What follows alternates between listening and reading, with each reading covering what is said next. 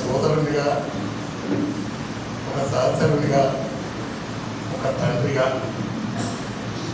ఇక్కడ ఉన్న వాళ్ళందరికీ కాకుండా చాలామందికి ఆయా బాంధవ్యాల ప్రేమలను పంచుతూ మనలో ఒకరిగా ఉంటూ ఒక మానవతా మూర్తిగా ఉన్న నల్లమల భాస్కర్ సార్ 70వ జన్మదిన వేడుకలు ఇవాళ మనం జరుపుకుంటున్నాం. ఈ సందర్భంగా వారికి హృదయపూర్వక శుభాకాంక్షలు తెలియజేస్తున్నాను. సార్, మీరు శతాధిక జన్మదినాలు ఇట్లాగే మా మధ్య సంతోషంగా జరుపుకుంటూ మీరు ఇప్పుడు ఏ రకమైన బాంధవ్యాలన్నీ అయితే నేను చెప్పాను, సమాజంలో మానవులకు ఉండే అన్ని సంబంధ బాంధవ్యాలను మాతో కొనసాగిస్తూ మమ్మల్ని ముందుకు నడిపించాల్సిందిగా కోరుకుంటున్నాను సార్. ఇకపోతే మాటల మూటలు పుస్తకానికి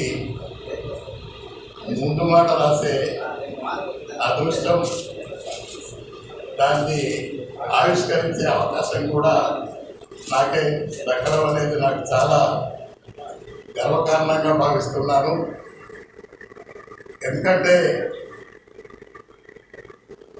ఈ సభలోనే అందుకు అర్హులైన వాళ్ళు ఎందరో ఉన్నారు.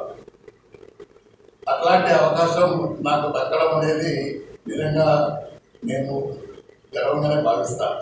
ఎందుకంటే ఈ క్షణాలు అనేవి నేను నా జీవితంలో నమోదు చేసుకోవాల్సిన క్షణాలుగా భావిస్తుండడంతో అందుకే దాన్ని అంగీకరించి నేను ముందుకు వచ్చాను.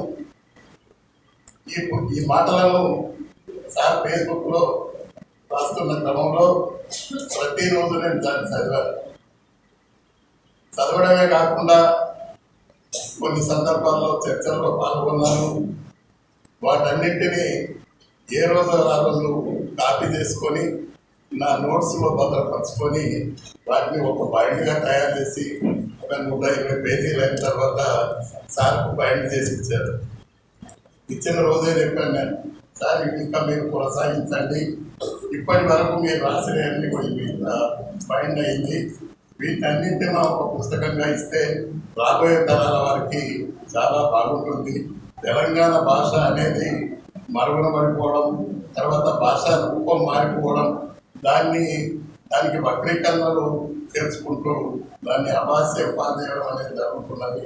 అట్లాంటిది లేకుండా ఉండడానికి పుస్తకం ఎంతో దోహదపడుతుంది. కనుక మీరు దీన్ని రాయడమే కాకుండా పుస్తకంగా వేయాలి. ఆ పుస్తకం వేసే అవకాశం కూడా మీరు ఇవ్వకుండా నేను తీసుకుంటే ఖచ్చితంగా నేనే వేస్తా, మీరు నాకు అవకాశం ఇవ్వాలని ఆ రోజు నేను కోరాను.